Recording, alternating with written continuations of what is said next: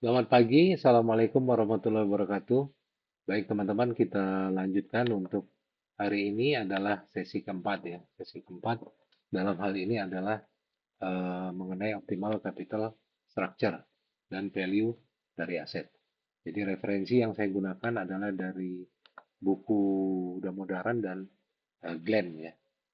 Nah, ini untuk reminder sedikit ya. Di sesi 3 saya ada menyebutkan bahwa ada konsep dari cost of capital di mana ini adalah biaya modal yang merupakan tingkat pengembalian ya, yang ditawarkan perusahaan kepada penyedia dana. Penyedia dana dalam hal ini siapa? Adalah pemberi pinjaman dan ke pemegang saham. Ya, sehingga mendorong mereka untuk mempertahankan atau membeli sekuritas keuangan mereka. Ya, jadi pemberi pinjaman akan memberikan hutang kepada perusahaan dan perusahaan akan membayarkan bunga kepada pemberi pinjaman yang disebut sebagai cost of debt.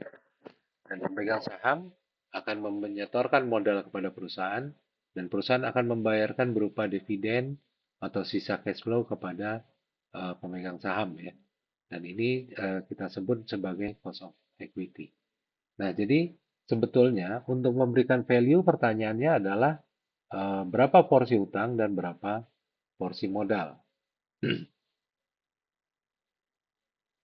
Jadi untuk itu kita diperkenalkan sekarang dengan konsep uh, weighted average cost of capital. Ya, weighted average cost of capital ini, bentar, oke,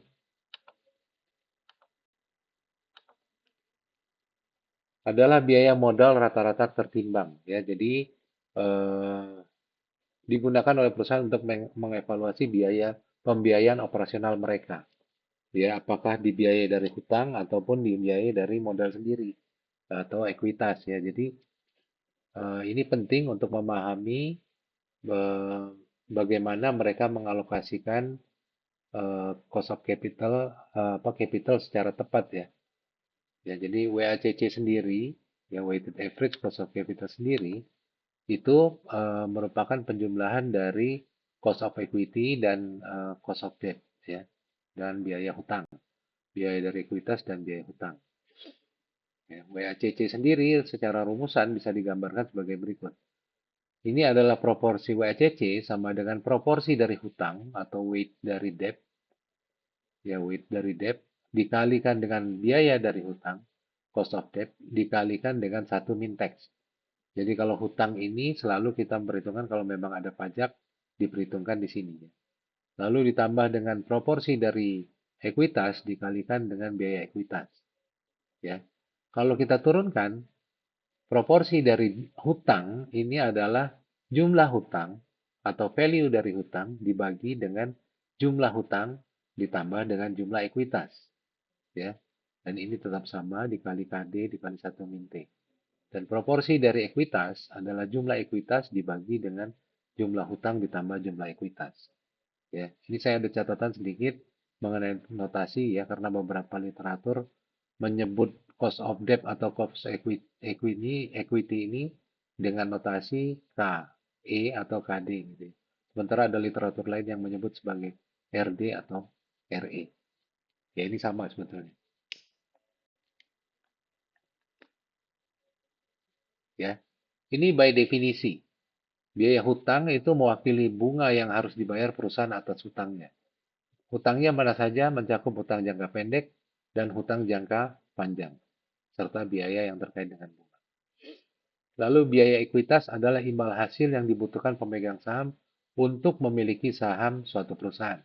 Ini yang saya ceritakan, saya sebutkan ya di sesi-sesi 1, kedua, dan ketiga, bahwa pemegang saham itu mengharapkan suatu pengembalian atau required return. Ya.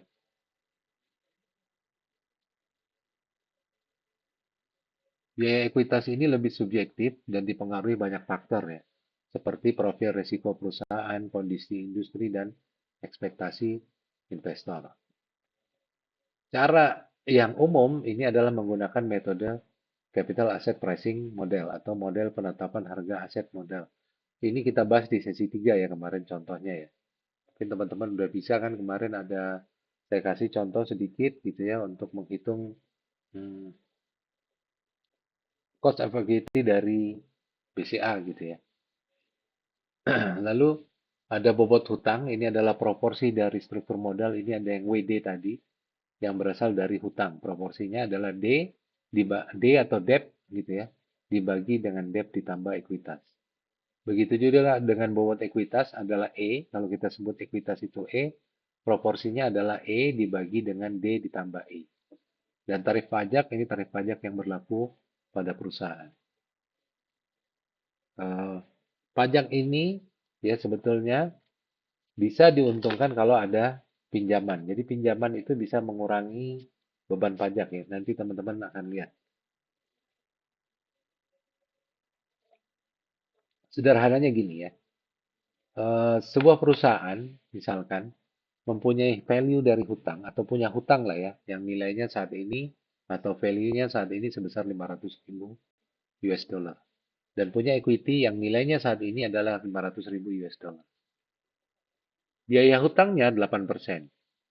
Dan investor mengharapkan pengembalian ya, required return atau cost of equity 12%.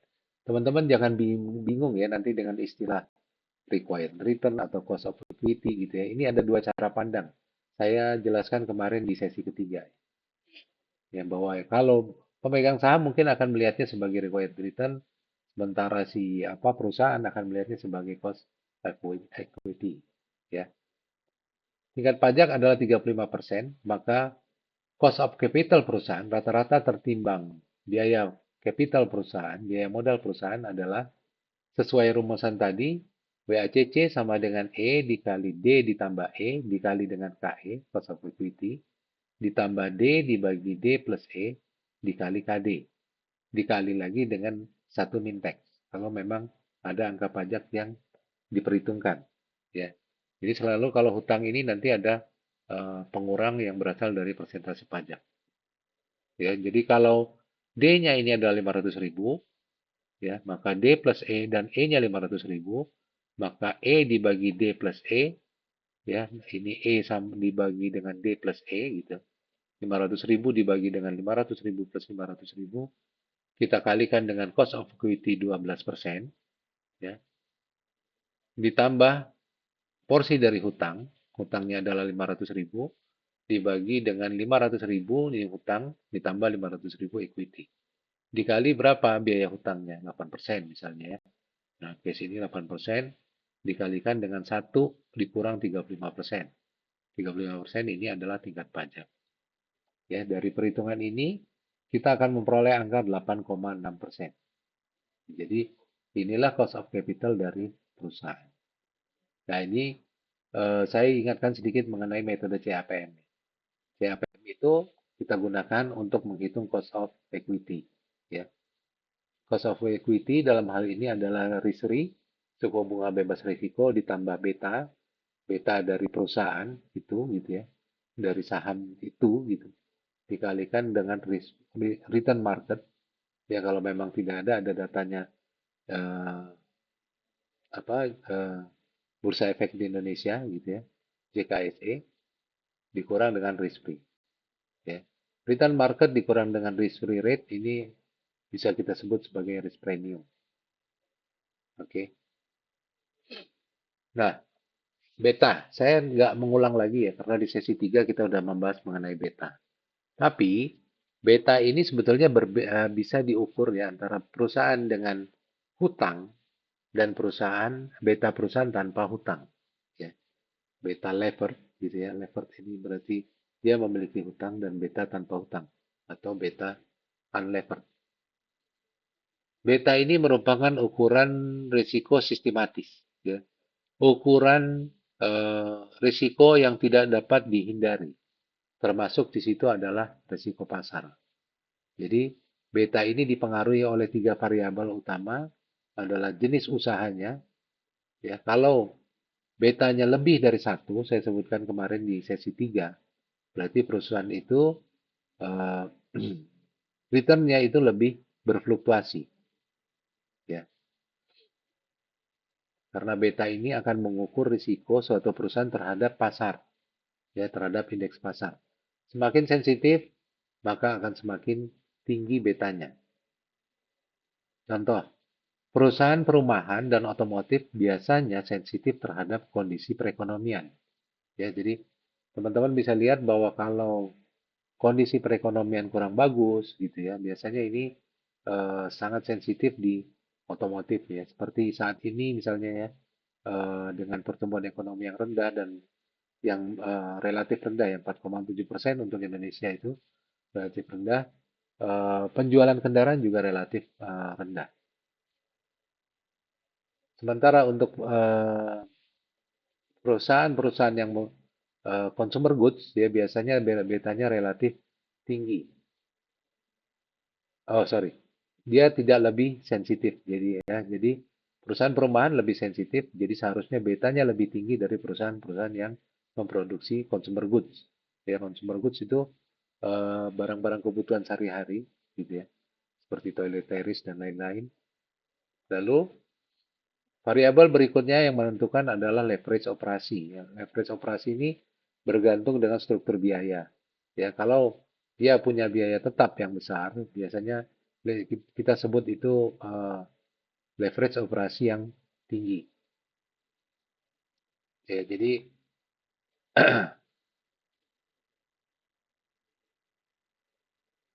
kalau dia biaya tetapnya besar, maka bisa dia mengalami variabilitas yang lebih tinggi dalam pendapatan operasional dibandingkan dengan perusahaan dengan leverage operasi yang rendah. Oke. Contohnya apa? Contohnya perusahaan yang mempunyai fixed cost yang tinggi. Fixed cost itu apa? Misalnya biaya tetap itu misalnya biaya sewa gedung gitu ya. Dan itu jumlahnya tetap. Sementara variable cost itu misalnya adalah biaya tenaga kerja dan lain-lain. Lalu yang ketiga adalah leverage keuangan atau tingkat hutang perusahaan. Ya, kalau hutang tinggi ya membuat investasi ekuitas di perusahaan juga menjadi lebih beresiko. Ya, lebih beresiko. Dan risiko ini seluruhnya ditanggung oleh pemegang saham. Jadi, kalau seluruh risiko perusahaan ditanggung oleh pemegang saham, kalau dia misalnya nol, hutangnya nol, satu perusahaan nol, berarti seluruh risiko itu ditanggung oleh pemegang saham, dan utang memiliki manfaat pajak, maka bisa diturunkan rumusan sebagai berikut. Ya, di mana beta perusahaan dengan hutang adalah beta perusahaan tanpa hutang atau unlevered dikali dengan 1 ditambah 1 min tax dikali nilai dari hutang dibagi dengan nilai dari ekuitas. Ya. Ini kalau rumusan nanti teman-teman bingung ya, nanti kita langsung ke contoh perhitungan. Ya. Nanti kita akan langsung masuk ke contoh perhitungan. Tapi logiknya mesti didapat ya bahwa kalau sebetulnya seluruhnya hutang perusahaan itu nol, ya seluruh risiko ditanggung oleh eh, pemegang saham, ya, maka beta perusahaan dengan hutang itu adalah dengan rumusan seperti ini. Ya, ini eh,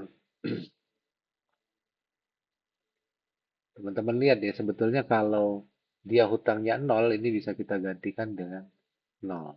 Ya berarti akan semuanya akan menjadi sampai sini ya, sampai garis ini akan menjadi nol. Berarti BL sama dengan BU dikali 1 kalau angka hutangnya nol. Ya.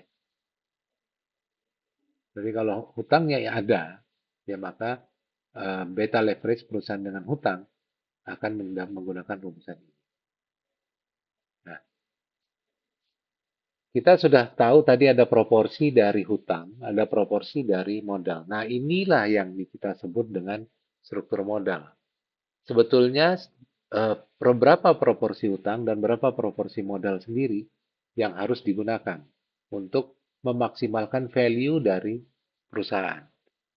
Kalau kita ingin memaksimalkan value, berarti eh, cost of capital-nya harus yang minimum, ya, serendah mungkin. Kalau cost of capital-nya rendah, berarti biaya hutangnya rendah, atau biaya ekuitasnya rendah, ini akan memberikan cash flow yang lebih besar bagi perusahaan dan bisa meningkatkan, memaksimalkan value bagi perusahaan. Jadi perusahaan akan berusaha mencari keseimbangan yang tepat antara utang dan ekuitas. Ya, penting bagi kesehatan perusahaan. Eh, Jadi biasanya perusahaan akan melakukan permodelan untuk menentukan kombinasi utang dan ekuitas yang ideal. Ini ada beberapa pertimbangan dalam struktur modal yang optimal. Yang pertama adalah cost of capital. Ini adalah tadi ya, jumlah pengembalian rata-rata yang harus dibayar perusahaan kepada investor, baik hutang maupun ekuitas, untuk mereka mempertahankan dananya. Ya, tujuannya adalah meminimalkan biaya ini. Lalu yang kedua, toleransi risiko. Industri dan perusahaan berbeda memiliki profil risiko yang berbeda. Perusahaan tambang, perusahaan apa namanya FMCG, perusahaan keuangan, lalu industri otomotif itu memiliki profil risiko yang berbeda. Kalau perusahaan itu sudah mapan dan stabil, mungkin mereka akan lebih nyaman untuk menggunakan hutang. Sementara perusahaan yang baru atau lebih berisiko mungkin lebih memilih untuk lebih bergantung kepada ekuitas sendiri. Ketiga, manfaat perlindungan pajak. Pembayaran bunga, ya kalau kita mempunyai hutang, satu perusahaan mempunyai hutang, itu ada beban bunga. Beban bunga ini sebetulnya bisa menjadi tameng karena dia akan diperhitungkan sebagai pengurang dari eh, laba perusahaannya, sehingga akan mengurangi beban pajak, ya memberikan keuntungan eh, jumlah pajak yang harus dibayarkan perusahaan akan lebih hemat. Lalu fleksibilitas finansial, ya kalau misalnya kondisi perekonomian lesu, mungkin perusahaan yang memiliki banyak hutang akan kesulitan untuk memenuhi kewajibannya. Jadi perusahaan harus bisa memilih keseimbangan antara hutang dan ekuitas. Lalu faktor lainnya adalah kondisi pasar, yaitu ketersediaan untuk mendapatkan akses terhadap hutang dan ekuitas, ya ini bergantung dengan kondisi pasar, siklus ekonomi, dan tren industri. Teman-teman kalau pengen tahu misalnya contoh ya, contoh misalnya terjadi kenaikan suku bunga, mungkin bank-bank akan lebih berhati-hati dalam penyaluran kredit. Ya, jadi ketersediaan pun akan semakin berkurang. Lalu ada faktor lain adalah kepercayaan kreditur dan investor. Ya, semakin bisa dipercaya perusahaan, maka mereka akan lebih mudah untuk mendapatkan kreditur dan investor. Lalu ada faktor standar perbandingan di industri. Jadi teman-teman bisa membandingkan gitu ya dengan industri yang sama. Ya, ini cukup menentukan berapa struktur modal yang optimal. Lalu yang juga menentukan adalah strategi dan sasaran bisnis ya. Kalau perusahaannya dalam kondisi ekspansif, mungkin mereka akan memerlukan capital yang lebih besar. Lalu ada pertimbangan dan peraturan hukum, faktor negara gitu ya, aturan dari satu negara mungkin bisa mempengaruhi uh, struktur modal yang efektif gitu ya, yang efektif bagi perusahaan. Contohnya, mungkin perusahaan akan mempertimbangkan kalau uh, di beberapa negara gitu ya ada kebijakan yang membantu apa namanya dengan misalnya dengan program-program tax holiday dan lain-lain. Nah ini benefitnya akan berbeda sehingga akan berbeda juga efeknya kepada struktur modal perusahaan. Lalu dinamika ya, dinamika ini juga kita tidak boleh lupakan bahwa harusnya struktur modal ini optimal tidak bersifat statis ya, tapi jadi bergantung juga dengan kondisi bisnis, dinamika perekonomian ya, dinamika industri dan perekonomian. Jadi struktur modal mungkin harus direview secara teratur. Nah, kita loncat dulu sedikit teman-teman mengenai value dari aset. Ya. Kalau kita perhitungan sebagai uh, perpetuity, perpetuity itu maksudnya kalau suatu aset itu memberikan cash flow yang abadi atau selamanya, kita maka bisa menentukan secara teoritis berapa nilai dari aset tersebut. Ya, misalnya rumusannya adalah seperti ini. Value dari suatu aset adalah cash flow-nya dibagi dengan tingkat diskonto. Nah, sederhananya gini, teman-teman. Kalau saya punya deposito yang memberikan bunga 100.000 per tahun selamanya, ya selamanya. Lalu suku bunga yang digunakan adalah 10%. Sebetulnya berapa nilai deposito saya? Ya, kita gunakan perpetuity ini, maka value dari deposito adalah cash flow atau bunga yang kita terima ya. Pendapatan bunga yang kita terima 100.000 dibagi dengan 10% suku bunganya yang menjadi discount rate. Maka nilai value dari deposito ini adalah 1 juta. Nah, analogi yang sama bisa kita gunakan dalam melakukan valuasi perusahaan sederhana, ya. Di mana untuk discount rate ini kita akan menggunakan weighted average cost of capital tadi, ya. Jadi biaya modal yang kita gunakan sebagai uh, apa discount rate. Jadi misalnya begini, suatu perusahaan mempunyai cost of capital sebesar 10%. Ya kita baca bisa seperti itu. Dan setiap tahun perusahaan ini memberikan cash flow sebesar 100.000 ya setiap tahun. Maka value dari perusahaan itu adalah 100.000 dibagi dengan 10% atau 1 juta. Gitu ya. Sederhananya begitu. Nah, sekarang kita lihat dulu dengan cash flow. Di sesi pertama pun sudah saya sebutkan gitu ya bahwa kita tidak menggunakan metode laba ya, tapi kita tidak menggunakan apa namanya semata-mata laba, tapi menggunakan cash flow ya. Jadi bukan laba bersih, tapi cash flow atau yang disebut juga dengan free cash flow. Apa sih free cash flow? Free cash flow adalah arus kas dari operasional, dari operasi perusahaan. Setelah investasi biaya modal tetap dan setelah penggunaan modal kerja. Apa yang berasal dari operasi bisnis. Jadi tidak termasuk pendapatan-pendapatan non operasional.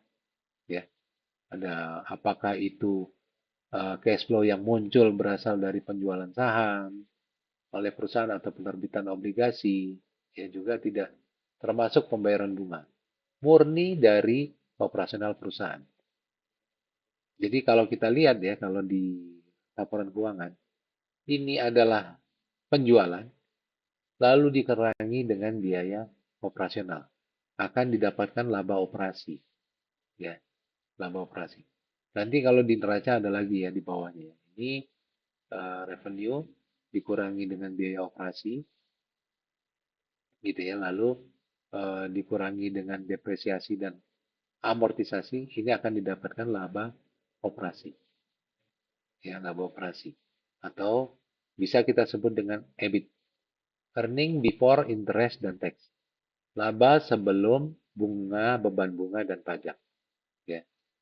Nah, nanti kalau apa namanya? Nah, lalu yang disebutkan cash flow itu adalah EBIT ini ya, kita kalikan dengan 1 dikurang persentase pajak. Kita tambahkan dengan depresiasi. Kan di sini ada apa namanya depresiasi ya sebelumnya ya. Ini kita tambahkan lagi dengan depresiasi, dikurangi dengan pengeluaran capital tahun berjalan, ya misalnya investasi tertentu gitu ya. Ditambahkan dengan depresiasi dengan dikurangi dengan capex. Capex ini atau capital expenditure ini adalah pengeluaran modal yang sifatnya jangka panjang di tahun itu. Ya misalnya investasi terhadap barang tertentu gitu ya. Itu tidak termasuk dalam perhitungan cash flow, kita kurangi. Tapi depresiasinya kita hitung. Lalu kita kurangi lagi dengan uh, perubahan dari modal kerja. Ya. Sederhananya gini ya teman-teman, modal kerja. Modal kerja itu sederhananya adalah aktiva lancar dikurang dengan hutang lancar. Itu adalah modal kerja. Nah, perubahan dari modal kerja ini yang kita kurangi dari perhitungan cash flow. Ya. Jadi teman-teman bayangin kalau ada pertambahan misalnya piutang atau ada pertambahan persediaan ya di aktiva lancar, itu berarti akan mengurangi cash flow. Ya. Oke, ini di neracanya ya. Ini adalah EBIT ya. Jadi EBIT ini kita tambahkan lagi dengan depresiasi, kita kurangi dengan capex, dikurangi dengan perubahan dari modal kerja. Nah, sederhananya gini aja ya, kita langsung ke case aja. Contoh case. PT Yugen gitu ya, Yugen perusahaan yang saat ini dibiayai seluruhnya oleh modal sendiri. Berarti apa? Berarti dia tidak punya hutang. Berarti dia betanya kalau kita bilang adalah beta U, beta unlevered, beta perusahaan tanpa hutang. Nah, oke, data-data ya dari sini adalah cost of equity-nya 12%. Berarti pemegang sahamnya mengharapkan return sebesar 12%. EBIT-nya, EBIT ya, teman-teman ya, bukan cash flow. EBIT-nya adalah 40.000 per tahun selamanya. Ya, selamanya, perpetuity. Jadi pasti dia setiap tahun akan menghasilkan EBIT sebesar 40.000 US dollar. Perusahaan ini punya saham ya, yang sudah beredar sebesar 9.900 lembar. Ya, 9.900 lembar. Pajak, tingkat pajak 40%. Return market, ya, kalau kita sebutkan variabelnya ini adalah RM gitu ya, 12%. Risk free rate 6%. Beta perusahaan tanpa hutang adalah 1. Ya. Perusahaan tidak memiliki depresiasi, tidak memiliki capex, tidak memiliki perubahan modal kerja. Ya. Nah, pertanyaannya adalah perusahaan tengah mempertimbangkan untuk menambah hutang dengan beberapa skenario. Ya, dengan uh, skenario porsi hutang ini adalah mulai dari 0% seperti saat ini, 1%, 10%, 20%, 30%, 40%, 50%, dan 60%. Ya, skenario ini masing-masing cost of debt untuk masing-masing skenario bisa dilihat di tabel ini. Nah, ini case-nya. Jadi kalau kita punya hutang misalnya 10%, maka biaya hutangnya adalah sebesar 8%. Kalau 60% proporsi hutangnya, maka biaya hutangnya 14%. Ya, ini case-nya. Kita diminta untuk menghitung value dari perusahaan saat ini. Berapa sih nilai perusahaan ini gitu ya, sederhananya. Lalu berapakah betanya, beta levered dan cost of equity perusahaan. Nah, ini tadi kita punya data beta unlevered.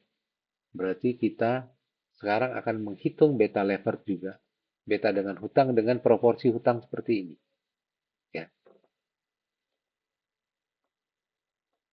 Lalu kita akan hitung cost of equity ya. Ini sudah disebutkan. Saat ini 12%.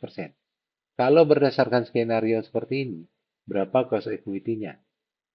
Ya, lalu berikutnya adalah berapa WACC perusahaan, cost of capital-nya. Lalu kita disuruh tentukan mana struktur modal yang optimal. Ya, optimal berarti apa? Optimal berarti biaya modalnya adalah yang terendah. Kalau sudah kita dapat struktur modal yang optimal, berapa value perusahaan yang optimal? Ya. Kalau sudah mengetahui struktur modal yang optimal, perusahaan harus melakukan perubahan struktur modal. Jadi kondisi existing kan sekarang 0% hutang, 100% modal sendiri. Ya, kalau kita sudah dapatkan struktur modal yang optimal, maka kita harus melakukan perubahan itu ya sesuai dengan struktur modal yang optimal. Nah, bagaimana implikasinya bagi laba per lembar saham? Oke. Nah, caranya teman-teman jangan takut ya. Kalau memang sebanyak ini datanya jangan takut. Ya. Kita caranya masukkan dulu seluruh data yang ada. Ya, data yang ada. Kita masukkan seluruh skenario. Ini kan adalah skenario WD, ya, proporsi dari hutang. Kita masukkan dulu, proporsi dari WD. Ya. Teman-teman mesti ingat, antara WD dan WE, ini kalau di total, ya W-nya ini ya, tapi bukan ininya. Proporsinya ini kalau di total harus 100%. Jadi kalau WD-nya 0%, WE-nya pasti 100%. Ya. Kita, kalau data ini ada, kita cukup kurangkan 100% dikurang ini. Ya. Kalau 1% hutang berarti 99% ekuitas. Kalau 30% hutang berarti proporsi ekuitasnya 70%. Kalau 60% hutang, proporsi hutang, maka 40%-nya adalah uh, ekuitas. Ya. Dari angka ini, kita bisa menghitung D per E. Buat apa D per E ini? Kita hitung. D per E ini dalam kaitan waktu kita mau menghitung beta lever. Ya, ingat-ingat, ini ada rumus ini. Ya, untuk data-data yang udah ada, kita masukkan semuanya ke dalam tabel. Ini beta unlevered sudah ada, kita masukkan. Satu semua. Cost of debt sudah ada, skenario-nya ya dari soal. Ini kan cost of debt, kita masukkan. Return market sudah disebutkan di soal, ya 12%. Kita masukkan semua. Risk free 6%, kita masukkan. Lalu tax 40%. Ya. Berarti yang belum ada sekarang kita harus menghitung betanya dulu kan. Betanya menjadi beta lever. Beta lever rumusannya tadi adalah sama dengan beta unlevered dikali 1 ditambah 1 min tax dikali D per E. Untuk itu kita harus cari D per E. Sebetulnya dengan data ini, ya dengan dua data ini kita bisa menghitung D per E. Ya, saya kasih lihat sebentar Excel-nya ya.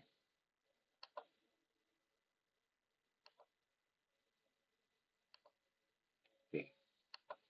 Oke, kita pindah ke Excel nih teman-teman. Bagaimana sih kita menghitung D per E? Gitu ya? Tadi kan D per E. Logikanya gini, saya ambil contoh untuk pada saat WD ini 10%. Berarti WE-nya 90%. Saat WD sama dengan 10%, ya, berarti D dibagi D plus E sama dengan 10%, betul nggak?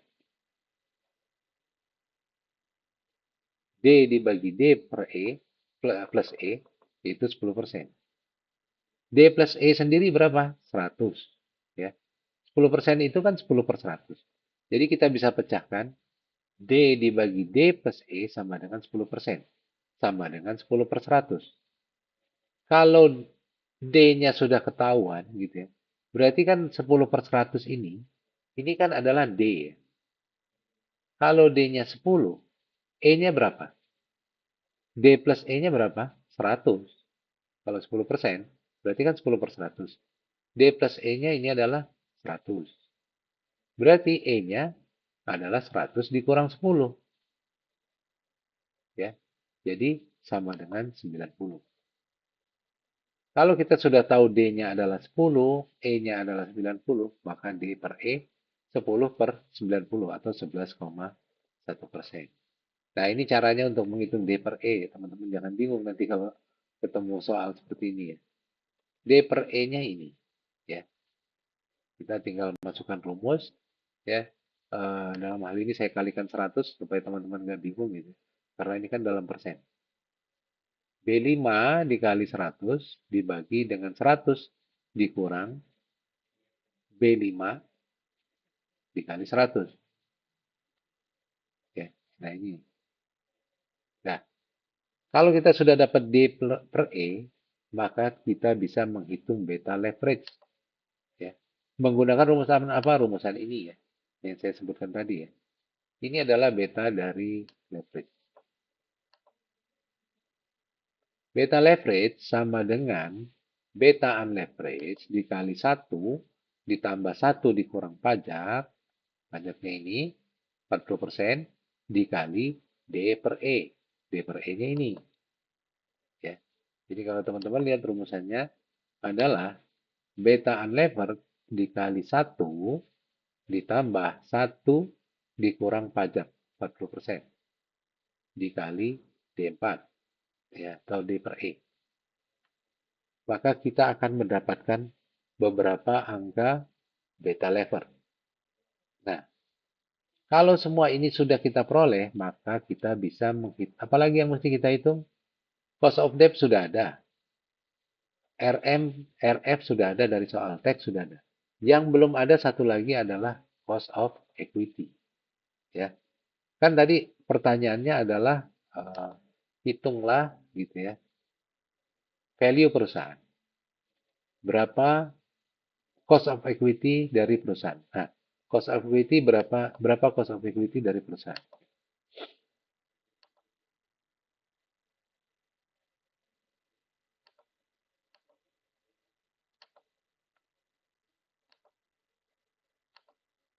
Ya. Cost of equity kita menggunakan metode CAPM ya, yang umum. Yang umum kita menggunakan cost of capital asset pricing model. Yaitu cost of equity sama dengan risk free ditambah beta, leverage ya karena kita udah hitung kondisinya beberapa kemungkinan gitu ya. Dikali return market, RM sudah ada dikali risk free. Nah, ini mudah sekali sebetulnya kita tinggal masukkan. Ya, jadi cost of equity sama dengan beta lev sama dengan risk free ya ditambahkan dengan beta lever ya F4 dalam kolom F ini beta lever dikali dengan return market ya ini dikurang dengan risk free. Ini adalah cost of equity. Oke. Sudah kita dapatkan cost of equity, maka teman-teman bisa menghitung cost of capital. Gimana rumus cost of capital? Ini tadi kan. Proporsi dari hutang terhadap hutang dan ekuitas dikali dengan cost of debt dikali 1 min tax, lalu dikalikan dengan proporsi dari ekuitas dikali dengan cost of equity. Ya, ini berarti WD dikali cost of debt dikali 1 min tax ditambah WE dikali cost of equity ya sudah ya. Nah, ini rumusan. WD gitu ya B4 ini WD dikalikan dengan cost of debt G4 dikalikan dengan 1 min tax, tax ini adalah di J4 ya. Ditambah KWE ya. C4 dikalikan dengan KE atau K4. Nah, akhirnya kita bisa mendapatkan WACC pada berbagai skenario hutang tadi. Ya. Jadi kita bisa bilang, oh ternyata kalau hutangnya saat ini 0, ya, cost of equity-nya 12%, WACC-nya 12%. Tapi pada saat misalnya dia menggunakan hutang 10%, ya, dan berarti 90% adalah tetap ekuitas, maka cost of capital-nya 11,6. Jadi teman-teman lihat bahwa cost of capital ini makin kita tambah hutangnya akan semakin turun sampai titik tertentu. Setelah titik ini tertentu pada titik 40%, maka cost of capital-nya akan naik lagi. Ya, jadi inilah cost of capital yang terendah. Ya. Kita lihat cost of capital yang terendah adalah di 10,8%. Pada saat apa? Pada saat 40 proporsi hutang adalah sebesar 40%. Ya. Nah, lalu kan tadi kalau kita mau menghitung perpetuity ya, itu adalah cash flow. Ini saya balikin ini dulu ya sebentar.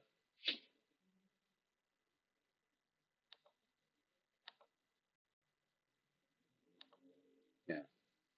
Ini tadi kalau kita menghitung value dari perpetuity gitu ya. Ini kan cash flow dibagi dengan discount rate. Discount rate-nya kita gunakan PACC ya, tingkat diskontonya. Sekarang cash flow-nya. Cash flow itu apa tadi rumusannya? Cash flow ini adalah EBIT kali 1 min tax ditambah depresiasi dikurang working capital. Kebetulan dalam case ini uh, sudah disebutkan gitu ya bahwa uh, perusahaan tidak ada, nah di sini disebutkan perusahaan tidak memiliki penyusutan ya atau depresiasi, tidak memiliki pengeluaran capex atau memiliki perubahan modal kerja. Berarti ini semuanya nol. Ya. Kalau ini semua nol, berarti kita menghitung cash flow-nya hanya EBIT kali 1 min tax. Gitu ya. Ini nol, depresiasi, capex nol, perubahan modal kerja nol. Berarti cash flow-nya adalah EBIT kali 1 min tax. Ya. Nah, oke. Sebentar kita kembali ke Excel lagi.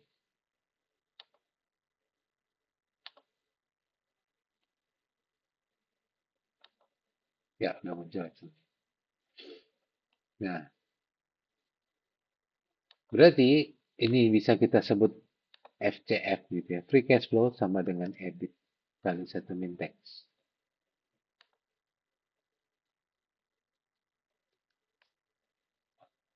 Kita boleh huruf kecil.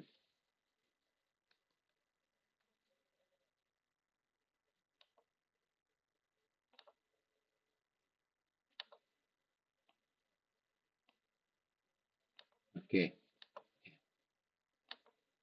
ini dia 24.000. Ya, 40.000 dikali 1 min 40%. Jadi 24.000.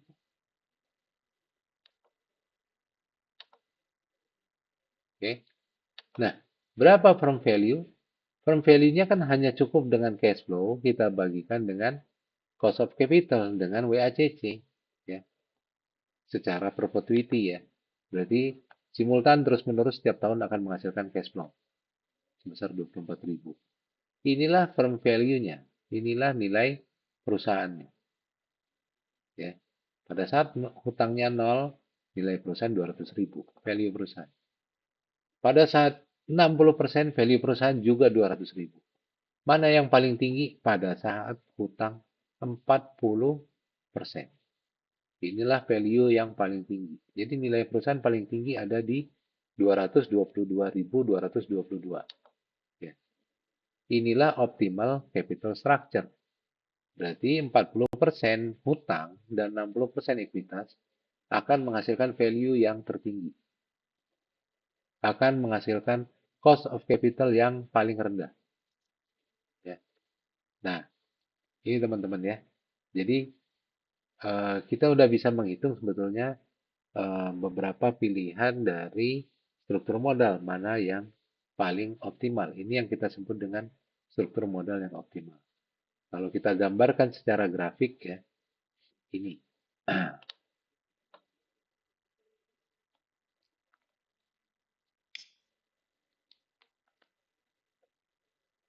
Teman-teman bisa lihat ya, mana yang merupakan firm value. Firm value itu yang grafik yang ini. Ya. Di paling tinggi di 222.000. 222. Nilai perusahaan yang paling tinggi. Ingat bahwa tugas kita adalah memaksimumkan kekayaan pemegang saham. Pada saat itu, cost of capital-nya yang terendah atau WACC-nya yang terendah. Mana? Ini yang 10,8% ini.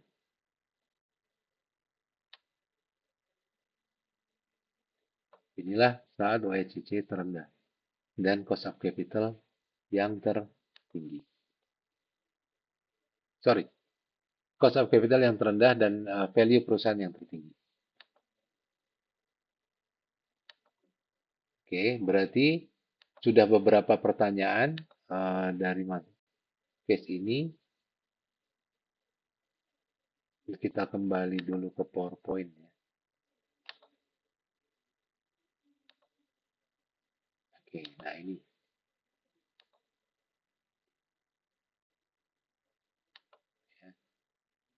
Jadi, optimal capital structure tercapai pada saat WACC terendah dan value tertinggi. yaitu dengan 40% hutang, 40% pembiayaan melalui hutang. Ini gambaran tadi ya, grafik tadi. Ini adalah cost of capital terendah 10,8% dan value perusahaan yang tertinggi. Perhatikan pula bahwa value perusahaan akan makin menurun saat rasio hutang makin, ini rasio hutang ya teman-teman, yang bawah. Yang ini adalah WACC, ada cost of debt dan lain-lain. Pada saat rasio hutangnya kita tambah ya 50%, 60%, sebetulnya value perusahaannya juga semakin menurun lagi. Nah, kenapa ini terjadi? Ya nanti akan kita masuk gitu ya. Kita selesaikan dulu case ini ya. Nah, kalau gitu, sekarang kan posisi perusahaan adalah 0% hutang. Lalu punya modal sendiri sebesar 200.000 tadi ya di dalam soal ya.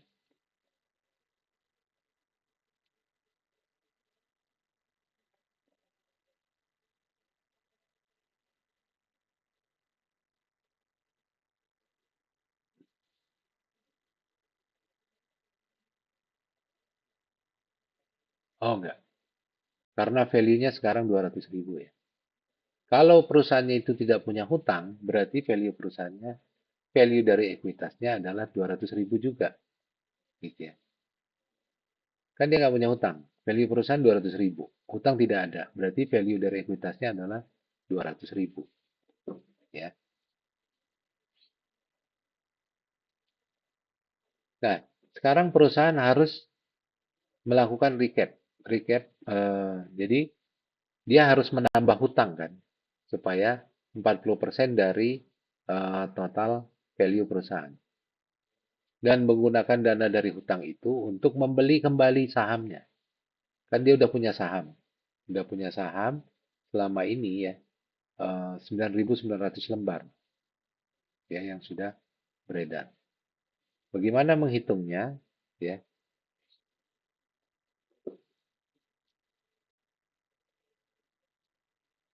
pertama kita harus melakukan menambah hutang dulu ya, supaya WACC-nya turun menjadi 10,80% dan value perusahaan menjadi 222.000 tadi ya, yang tertinggi. Kalau 40% dari 222.000 ini adalah hutang, maka hutang akan menjadi 40% kali 222.222 atau 88.889. Jadi inilah hutang yang perlu ditambah. Dan uangnya untuk apa? Uangnya akan digunakan untuk membeli kembali saham, ya, membeli saham sehingga ekuitas dia berkurang. Ya. Nah, hutang ini akan digunakan untuk membeli kembali saham, ya. Oke, kita lihat. Sementara ini awal, ya, ini kondisi awal. Value perusahaan awal berapa tadi? Kita udah lihat tadi, udah kita hitung sama-sama ya. Ini value perusahaan awal, tidak punya hutang, value-nya adalah 200.000. Oke. Total value perusahaan 200.000, ekuitasnya juga 200.000 karena dia tidak punya hutang ya. Hutangnya 0, maka value dari equity-nya 200.000. Jumlah saham beredar saat itu 9.900. Kalau jumlah saham 9.900, berarti harga per lembar sahamnya adalah 200.000 dibagi 9.900 atau 20,20. Ini kalau kita kalikan lagi adalah 200.000. Ya. Ini awal, sebelum dia melakukan penambahan hutang. Lalu, dia melakukan penambahan hutang 40%.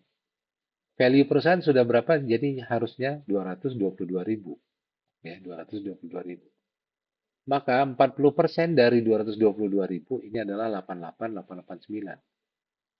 Sementara ya ini digunakan dulu dengan menambah hutang ya 8889. Uangnya belum dibelikan saham nih. Uangnya masih disimpan dulu di dalam investasi jangka pendek.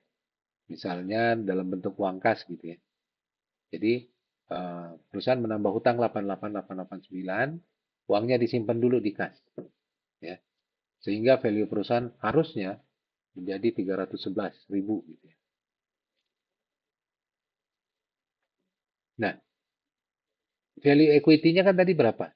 Value equity-nya sekarang menjadi 222.000. Ya ini ya. Ya kan? Kalau dia menambah hutang kan ini value-nya 311. Tadi ya. Kan awalnya sudah 222.000. Ditambah hutang gitu ya. Jadi value equity-nya total value perusahaan jadi 311.000. Kalau kita kurangi dengan hutang 88.000, maka value equity-nya 222.000. Tetap sama ya. Karena dia berupa hutang. Kalau 222.000, jumlah saham beredar 9.900, maka harga per lembar sahamnya adalah 22,45. Ya, ini kita bagi dengan 9.900. Ya, kalau kita kalikan lagi ya sama, 222.000. Berarti kekayaan pemegang saham pun sudah bertambah nih, ya, dengan penambahan utang. Ya, sudah bertambah menjadi 222.000.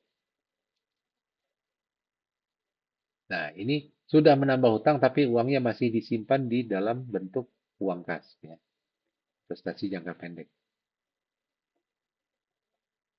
Nah, sekarang kita punya uang 88.889 tadi ya. Kalau digunakan untuk membeli saham, jumlah saham yang bisa dibeli adalah 88.889. Harganya tadi berapa? 22,45 kan. Kita bagi dengan 22,45 akan dapat 3.960 lembar. Berarti jumlah saham beredar akan berkurang menjadi tadinya 9.900, kita beli kembali 3.960, tersisa 5.940 lembar. Nah, inilah kondisi setelah dilakukan pembelian kembali. Ya, kita lihat. Value-nya kan tetap 222.000. Uang yang 88.000 tadi, kita yang berasal dari hutang, gitu ya, kita belikan dengan saham. Ya. Sebanyak apa? Sebanyak 3.960. Sehingga jumlah sahamnya sekarang tinggal 5.940. Kalau kita lihat di sini, karena uang kasnya sudah digunakan, total value perusahaan adalah menjadi 222.000. Kalau 222.000 ini kita total value perusahaan 222.000, maka kita kurangi dengan hutang, value equity-nya menjadi 133.000. Ya. Kalau kita bagi dengan 5.940 lembar saham, akan diperoleh angka 22,45. Jadi kita bisa bilang bahwa pembelian kembali ternyata tidak berpengaruh, harga sahamnya tetap sama, gitu ya. Sementara value-nya, kekayaan si pemegang saham sudah menjadi 222.222.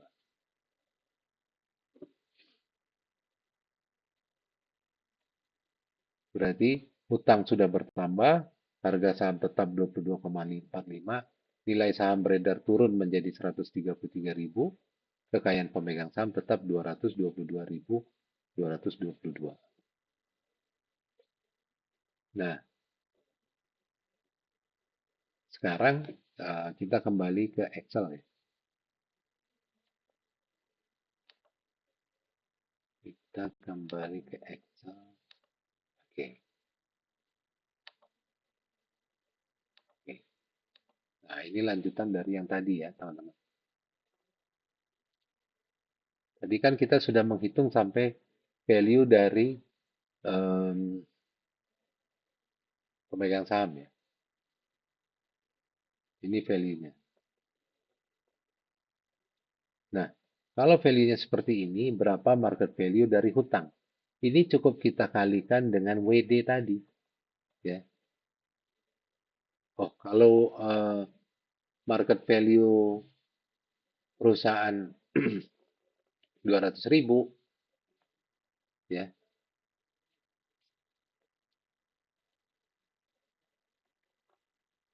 value perusahaan 200.000, maka hutangnya itu 0%, maka akan diperoleh market value dari hutang 0. Dan market value dari equity-nya 200.000.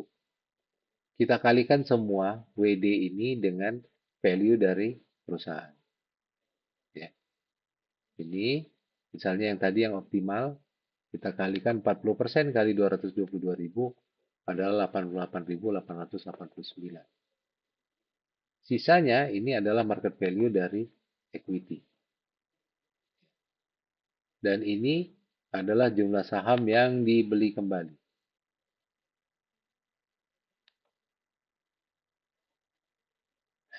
F11.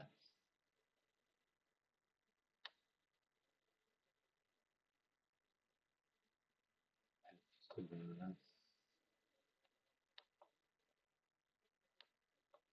yang dibagi dengan,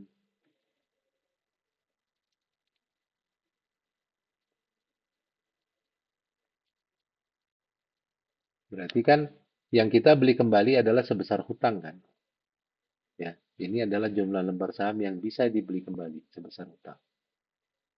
Ya. Pada saat 40% hutang, jumlah saham yang dibeli kembali 3.960 lembar. Dan ini adalah sisa saham beredar. Cukup kita kurangi dari 9.900.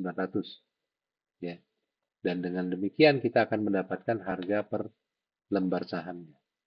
Ya, dari market value equity dibagi jumlah saham yang beredar. Teman-teman lihat bahwa harga saham yang paling tinggi itu pada saat 40%. Value perusahaan juga paling tinggi, ya. Value pemegang saham juga paling tinggi, di mana harga saham menjadi 22,45. Lalu kita hitung laba per lembar saham, ini adalah laba bersih. Ya, kita bisa hitung laba bersih ini adalah EBIT dikurang beban bunga kali 1 mintax, ya. Dan ini adalah laba dibagi per lembar saham atau per earning per share. Nah, teman-teman lihat lagi bahwa laba per lembar sahamnya ternyata juga bukan yang paling tinggi.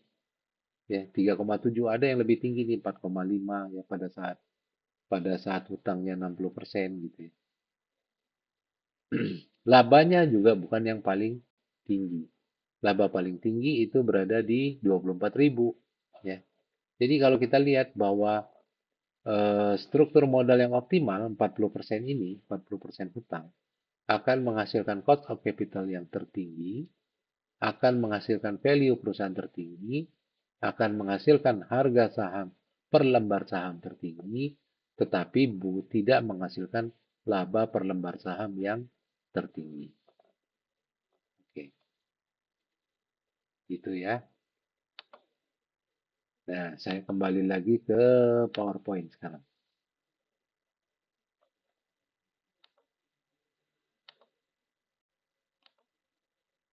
Jadi kita bisa simpulkan bahwa struktur modal yang optimal akan memaksimalkan kekayaan pemegang saham, memaksimalkan value perusahaan, memaksimalkan harga saham, meminimalkan cost of capital, tetapi tidak memaksimalkan laba per lembar saham. Ya. Ini key points yang teman-teman mesti tahu. Oke, ya ini contoh sederhana ya. Sederhana. Sekarang kita lanjut dengan slide berikutnya. Lanjut dengan slide berikutnya. Nah, ada beberapa teori capital structure yang teman-teman mesti tahu. Sebetulnya berapa sih porsi dari hutang dan porsi dari modal? Yang pertama teman-teman mesti tahu adalah teori dari Modigliani Miller. Ya. Modigliani Miller ini ada 3 dia ya, mengenai zero tax pada saat pajak nihil, pada saat ada corporate tax, ada pajak perusahaan, pada saat ada corporate tax, dan personal tax, dan pajak perorangan. Lalu ada teori trade-off, ada teori signaling. Ya. Ini yang menjadi dasar perusahaan dalam memilih struktur modal. Ada packing order, ada debt financing as managerial constraint, dan ada windows of opportunity. Kita lihat yang pertama ya, yang Modigliani Miller. Nah, ini pendapat dari Modigliani Miller. Kalau dua perusahaan menghasilkan cash flow yang sama, maka harusnya portofolio perusahaan itu harusnya value-nya juga sama. Ya, kalau memang eh, value-nya sama, berarti struktur modalnya tidak berpengaruh. Ini kalau asumsinya ya, pertama dulu ya. Pertama, asumsinya adalah di dunia tanpa pajak. Ya, kalau tanpa pajak, kalau dua perusahaan menghasilkan cash flow yang sama, portofolio keduanya harusnya sama, value-nya sama. Ya, kalau eh, value-nya sama, maka sebetulnya struktur modal itu tidak terpengaruh. Jadi, mereka membuktikan bahwa total cash flow dari perusahaan tanpa hutang, jika sama dengan total cash flow dari perusahaan yang memiliki hutang, maka seharusnya value di perusahaan yang tanpa hutang dan perusahaan yang dengan hutang harusnya juga sama. Ya. Atau value dari levered perusahaan yang memiliki hutang sama dengan value dari perusahaan yang unlevered.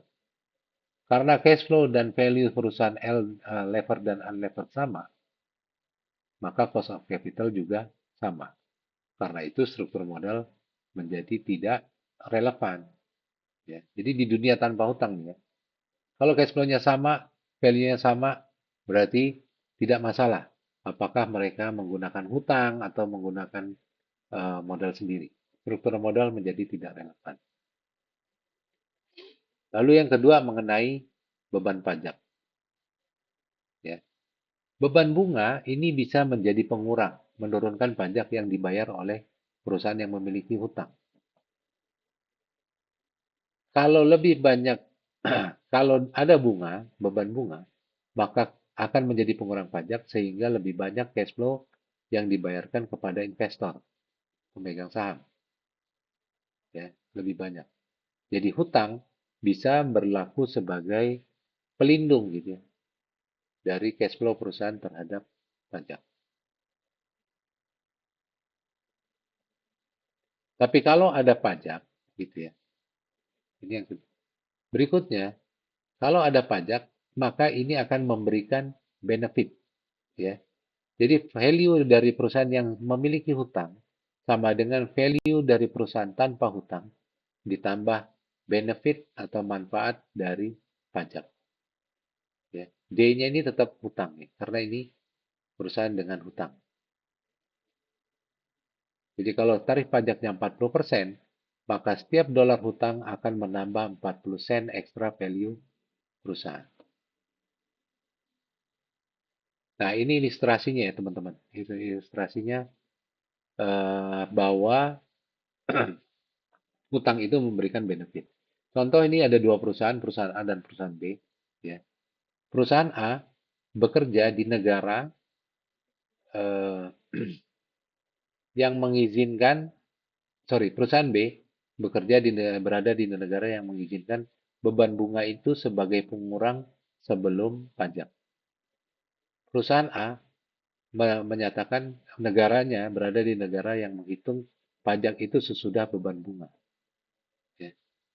Kita lihat ya bahwa laba sama-sama 100, pajak sama-sama 40, gitu ya. Beban bunga sama-sama 8% dari 500 juta atau 40, ya 40. Cuman karena metode yang berbeda,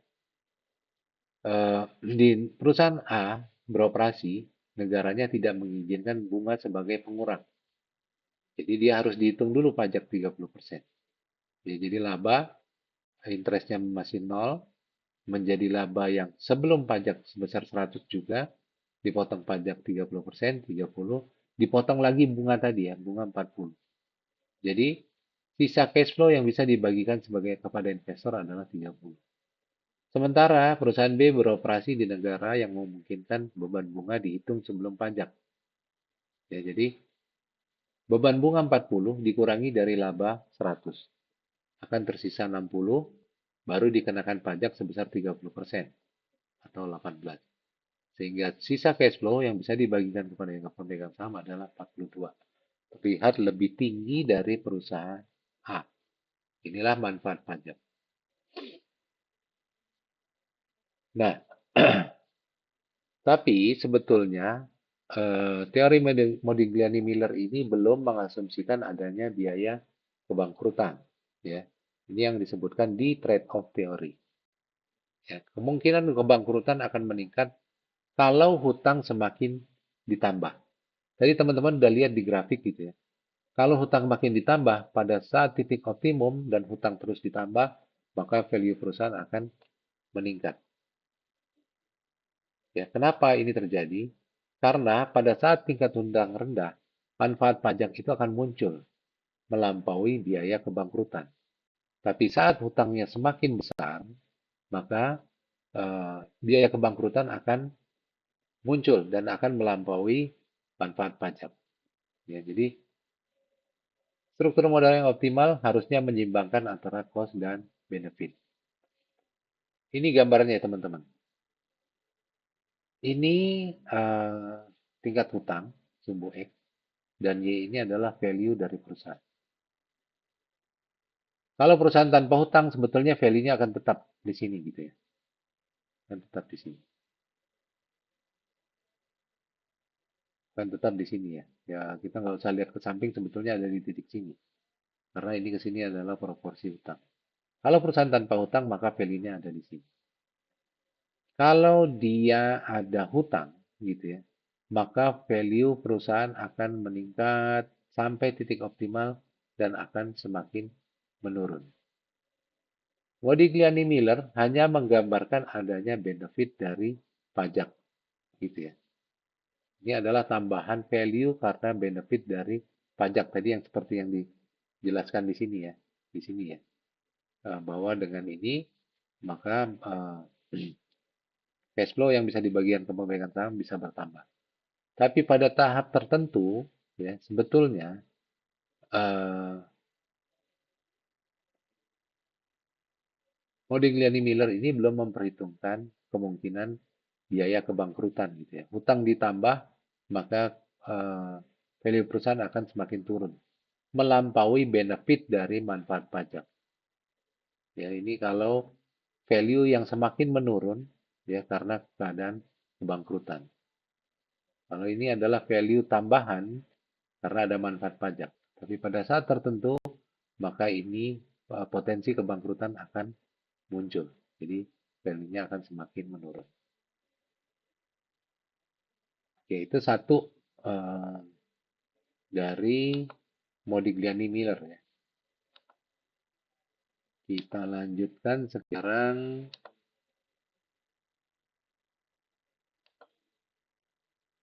dengan signaling teori. Ya, signaling teori gini. Ini terkait struktur modal juga ya. Di mana Modigliani Miller mengasumsikan bahwa investor dan manajer memiliki informasi yang sama. Tapi sebetulnya manajer sering memiliki manajer ya, yang berada di dalam perusahaan sering memiliki informasi yang lebih baik dari investor. Manajer mungkin akan menjual saham kalau sahamnya dinilai terlalu tinggi dan akan menjual obligasi atau menambah hutang jika saham dinilai terlalu rendah. Ya, jadi mereka mungkin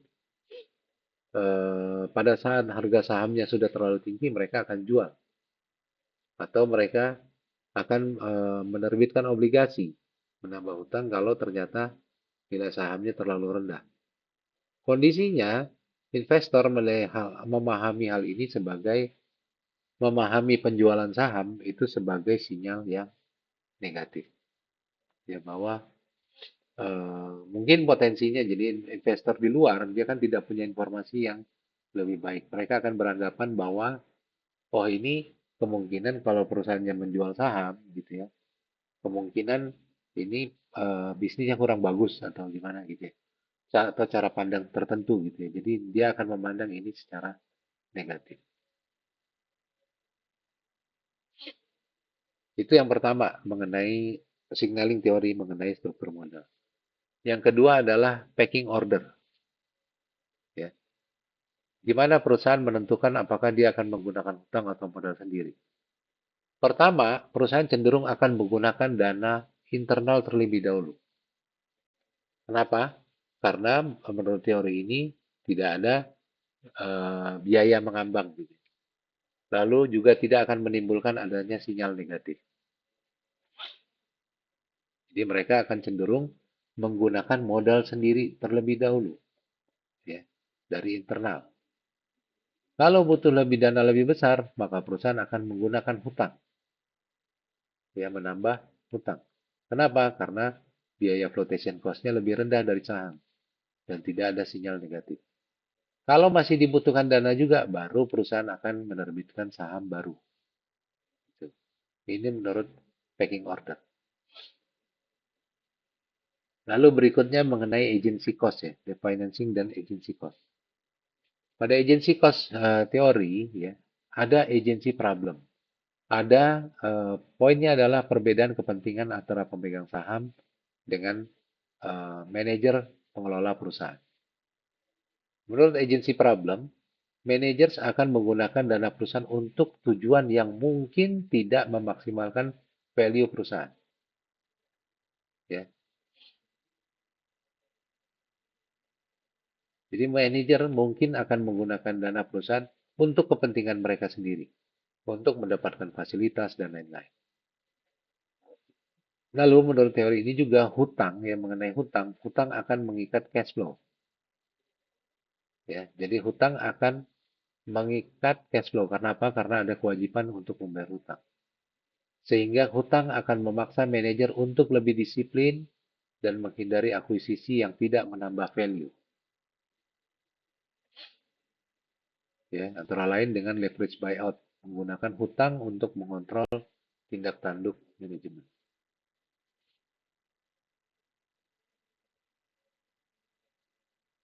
Lalu debt financing dan agency cost adalah under investment. Hutang akan meningkatkan risiko financial distress. Manajer mungkin akan menghindari proyek yang beresiko walaupun NPV-nya itu positif. Nah, berikutnya adalah teori dari investment opportunity set, ya, dan reserve borrowing capacity. Ini akan mempertimbangkan kapasitas untuk meminjam. Menurut teori ini, perusahaan secara normal harusnya lebih menggunakan equity dan lebih sedikit menggunakan hutang dari yang optimal. Tujuannya apa? Tujuannya mereka akan mencadangkan kemampuan untuk meminjam. Jadi, penting kenapa kemampuan untuk meminjam? Kalau terjadi ada opportunity baru gitu ya. Mereka bisa melakukan investasi antara lain dengan menambah hutang. Ya. Lalu juga ada permasalahan informasi yang bisa menyebabkan penerbitan saham menjadi berbiaya tinggi. Jadi perusahaan cenderung untuk menyimpan kapasitas dia, kemampuan dia untuk menambah hutang. Jadi dia tidak akan menggunakan hutang dulu, akan menggunakan ekuitas sendiri dulu, dan dia akan menyimpan kemampuannya untuk berhutang. Kalau ternyata ada kepentingan investasi, ya.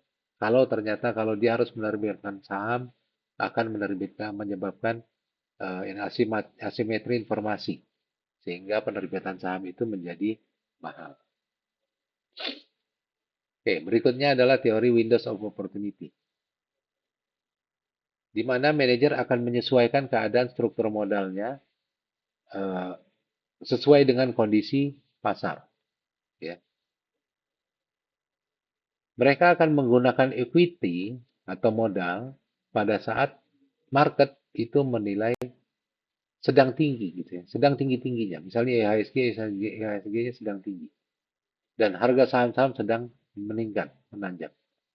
Dan perusahaan akan menggunakan hutang pada saat market kurang kondusif. Kurang kondusif. Dan juga kalau suku bunga rendah. Ya, perusahaan akan menggunakan hutang jangka pendek kalau ternyata suku bunganya meningkat, ya, slope-nya cenderung meningkat. Perusahaan akan menggunakan hutang jangka panjang pada saat suku bunganya itu flat. Ya, jadi kalau untuk jangka suku bunga yang cenderung meningkat, mereka akan gunakan hutang jangka pendek. Ini logik dari Windows of Opportunity. Oke, itu teori ya. Sekarang kita lihat bukti empirisnya. Kesimpulan secara empiris. Satu, manfaat pajak ternyata memang terbukti penting. Tadi teori Modigliani Miller ya, ada manfaat pajak, itu terbukti penting. Kedua, bankruptcy cost, ya, memang juga biayanya tinggi, ya bisa mencapai 10 sampai 20% dari value perusahaan. Bukti empiris yang ketiga, ternyata perusahaan tidak cepat melakukan koreksi struktur modalnya saat terjadi kenaikan harga saham. Ya, jadi saat harga saham sedang meningkat, mereka juga tidak, sorry, bukan meningkat maksudnya. Saat perubahan harga saham tidak sejalan dengan perubahan rasio hutang. Ya, jadi tidak mendukung teori trade-off, teori tadi. Ya, jadi perusahaan tidak akan cepat melakukan koreksi struktur modal. Bukti empiris lainnya, setelah harga saham naik cepat gitu ya, dan rasio hutang turun, tapi perusahaan cenderung tetap untuk menerbitkan saham daripada menambah hutang. Jadi ini kondisi ini membuktikan bahwa hal ini tidak konsisten dengan trade-off teori, tidak konsisten dengan pecking order teori, tapi konsisten dengan teori windows of opportunity. Lalu perusahaan terbukti cenderung untuk menjaga kapasitas meminjam, ya. Apalagi kalau perusahaan yang memiliki opsi untuk tumbuh lebih tinggi, ya. Atau perusahaan juga dengan masalah asimetri informasi.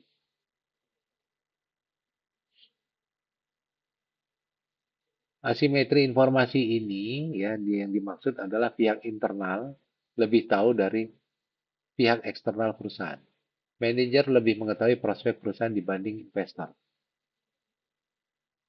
Ya. Jadi manajer tidak akan menerbitkan saham, tambahan saham. Kalau menurut mereka harga saham saat ini lebih rendah dari nilai sebenarnya. Nah, ini bisa menyebabkan asimetri informasi, di mana investor sering mengira tambahan penerbitan saham sebagai sinyal negatif, sehingga justru akan menyebabkan harga saham turun. Ya, mungkin teman-teman juga sering dengar gitu ya, kalau perusahaannya, kalau teman-teman pemain saham juga kadang-kadang berpikir gitu ya, eh, ternyata ada perusahaan yang melakukan buyback gitu. Oh, buyback berarti kita sebagai investor mungkin akan beranggapan, oh mungkin ada potensi bisnis yang besar gitu, yang besar, atau perusahaan ini mengalami kelebihan cash flow sehingga dia cenderung untuk membeli kembali sahamnya gitu. Ada potensi besar gitu. Sehingga kita akan menganggap perusahaan ini uh, apa jumlah sahamnya akan semakin berkurang yang beredar, harga sahamnya akan meningkat gitu ya. Jadi sering ada asimetri informasi yang sebetulnya investor itu berbeda gitu ya dengan pihak internal perusahaan. Oke, cukup. Jadi itu saja teman-teman yang bisa disampaikan untuk sesi keempat ini gitu ya. Hmm, Nanti Excelnya saya bagikan juga di grup, kemarin sudah saya bagikan, tapi ada sedikit yang saya koreksi, nanti saya akan kirimkan kembali dan kita akan diskusikan kembali nanti di sesi 5 gitu ya. Jadi mudah-mudahan teman-teman paham gitu ya, dari pertama bahwa konsepnya kita adalah memaksimalkan kekayaan pemegang saham. Yang kedua, untuk itu kita harus memberikan ini ya. Kalau dari sisi aset, kita harus memaksimalkan apa namanya investasi perusahaan. Ya. Kita bisa menggunakan metode net present value dan kita juga bisa harus memperhitungkan risiko. Ya, mungkin teman-teman ingat risiko itu muncul di mana biasanya dari angka standar deviasi gitu. Ya. Menerapkan probabilitas juga. Lalu kita juga mungkin teman-teman ingat di sesi 3 saya menjelaskan mengenai cost of equity ya, metode yang digunakan, bagaimana menghitung beta, apa itu cost of equity. Cost of equity itu adalah cara pandang saja yang berbeda antara uh, required return dengan cost of equity. Cost of equity itu dipandang dari sisi perusahaan, ya, pengelola perusahaan. Sementara dipandang dari investor itu adalah required return. Ya. Di sesi 3 juga saya membahas sedikit mengenai 10% value. Dan di sesi keempat ini kita membahas mengenai bagaimana menentukan struktur modal yang optimum. Yang optimum yang bisa memberikan value yang tertinggi bagi perusahaan dan secara otomatis memberikan value yang tertinggi bagi pemegang saham. Saya kira cukup untuk sesi kali ini. Terima kasih. Selamat siang. Assalamualaikum warahmatullahi wabarakatuh.